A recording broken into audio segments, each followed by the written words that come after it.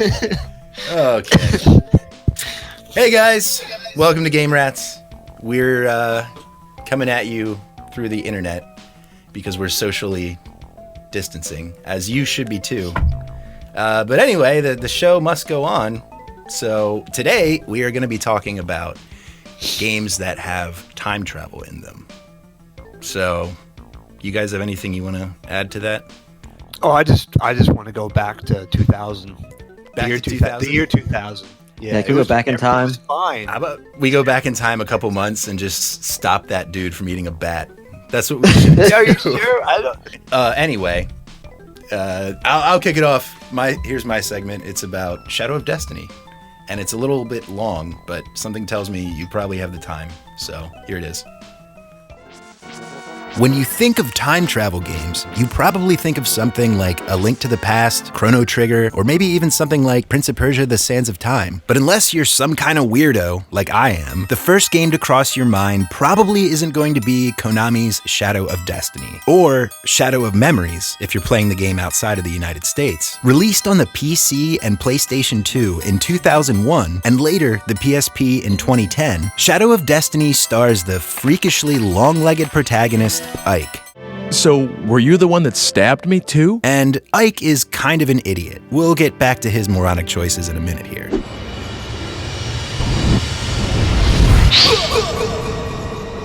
The game's plot revolves around a mysterious killer that apparently really doesn't like Ike. The murderer will stab him, poison him, push him off a tower, you name it. The killer will stop at nothing until Ike has breathed his last dying breath. Fortunately for Ike, he is being guarded by a demon homunculus who gives him a special time travel device. Yeah, that's literally what it's called. This device allows Ike to travel to the past to try to prevent his own death. It's a pretty cool concept, but how does it play? The game is separated into 8 chapters that all take place in the same fictional German town of Lebensbaum. Each chapter begins with Ike meeting some sort of grisly end. It is then your job to go back as past Ike and try to solve the mystery of present Ike's death. It plays a lot like an adventure game. There are no life bars, combat, or even a jump button. Your time will be spent guiding Ike to different locations around the town. You'll be chatting with its residents to see if they can give you any clues that may aid you in your murder prevention quest. So where does time travel come into play? Alright, so just as an example, the first chapter begins with Ike being stabbed in the back, in the middle of the town square. He then travels back in time with the knowledge of this murder. So, what would you do in this situation? Skip town? Stay inside that day? Maybe you'd purchase a weapon that you could use to ward off your would-be assailant. While all of those would be logical choices, that's not how Ike's brain works. Ike knows that his future murderer hid behind a tree before he jumped out to shank him. So his grand scheme is to travel back to the 1500s and prevent the tree from ever being planted, because there's no simpler solution. I mean, he could have just not stood near the tree, but hey, video games. While in the 1500s, Ike meets up with the guy who is planting the seeds of the tree, and he stops him from planting him, telling him, hey, you know what? I think flowers are nicer than some stupid old trees. You travel back to present, and the tree is gone, and Ike is safe. Or is he? The game progresses through 7 more ridiculous scenarios like this. You've been stabbed in the back in a dark alley. Well, just simply travel back in time 100 years to obtain a juggler costume. Then, get an egg with a message in it saying, you're going to be stabbed, get a frying pan to protect yourself. A frying pan? Do you have a frying pan? Oh, you must have one. Well then, just take that egg and your juggler costume back to the future, where you nonchalantly act like you're a juggler and pass it off to your present self, who in turn straps a damn frying pan to his back to block the knife, because an egg told him to. Or maybe you just fell off of a tower to your death, because a rope was too old to support your weight. Go to the hardware store to get a new one? Nah. Times are tough, and Ike is short on cash. So let's go back in time and find that same rope when it was new. Never mind the fact that maybe he could just not have gone to the tower that day. With Ike's dumb choices aside, Shadow of Destiny isn't terrible. It's certainly a unique game with a fascinating spin on time travel. There are actually a bunch of cool little details that help flesh out the game's relatively short 4-hour campaign. Plus, the game has 8 different endings, so it has a good bit of replayability for those that want it. If you're into adventure games and weird stories, then give this one a shot. If you don't care about that and just want something with solid gameplay, then avoid this one like it was a time paradox. So that was Shadow of Destiny. Up next, Sean is going to share with you another time travel game. Anything you want to say, Sean? I hope you guys enjoy this blast from the past that I got for you. No amount of training could have prepared him for the dangers ahead, and only you can help him as he begins his battle through time.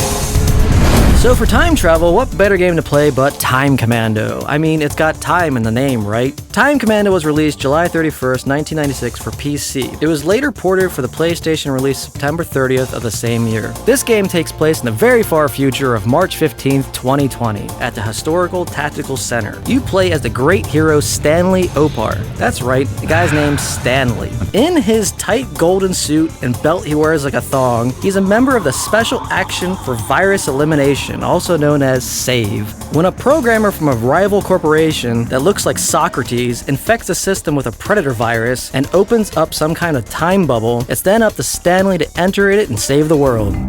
Stanley travels through various time periods. You have the prehistoric, Roman Empire, feudal Japan, medieval, conquistador, Wild West, World War I, Stanley's time period, and inside the main computer virus at the end. Each age only takes about a few minutes to beat, like 5 to 10 minutes, and there's only about 2 levels for each era. Also at the top middle of the screen, you'll notice a golden like bar filling up as you play. If this timer were to fill up, Stanley starts losing life and you'll lose the game. You can collect memory chips and either feed them to these rift-looking things in each level, or at the end of the level it uses them to lower the bar.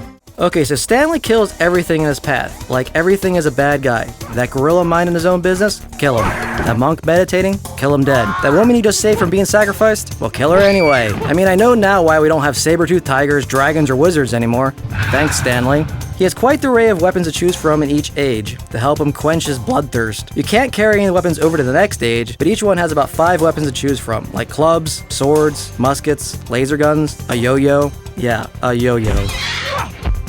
Now this game is short, you can beat it in about 2 hours. If you played this years ago, it would be a fun little travel back in time to tank controls, wonky looking polygon people, and bare bones story. But if this is your first time playing it, well, I kinda told you what to expect. So I'd give it about 3 out of 5 time periods.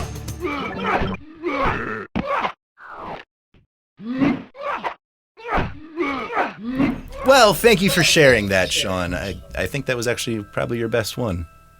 Eat a dick. Okay. Last but not least, a little cherry on top of this time travel Sunday. We have the man, the myth, the legend, Mr. Tom. No, the take it from member the top. of Game Rats. No little cherry on top.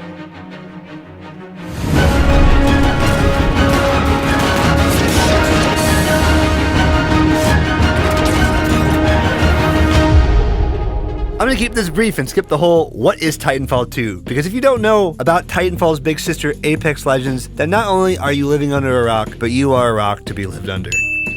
Titanfall 2 is a lot like my number 1 favorite food wrapped in my number 3 favorite food. I'm talking about giant robots and extra crispy first-person shooters. That's my number 1 favorite food wrapped around my number 3 favorite food. And while it knocks those two concepts out of the park, it also takes time travel to the next level. But you don't quite get to see the effect of how much this shooter plays on the idea till you get to the cause and effect chapter, much later in the game. This chapter, you get to jump back and forth between the past and the present. 1 minute you're in a gunfight with sci-fi Call of Duty boys. Tap a button and now you're being stalked by giant space tigers or Elon Musk bots in the past. Other parts require you to wall run through the 2 different times to get around obstacles and hazards. The gameplay speaks for itself. I hope to see more ideas of instantaneous time travel in other genres of games in the future, especially with the next generation consoles just around the corner. Thanks for watching.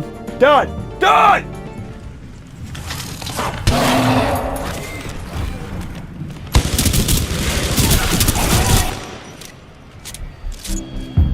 Well, thank you for watching. We sure do appreciate you, especially Tom. He's not even looking. Oh, hey. He's fixing his alien hair. I'm fixing my pompadour. Stay safe out there. It's crazy times. Wash your hands. Oh, I knew he was going to say it. I knew he was going to say wash your hands.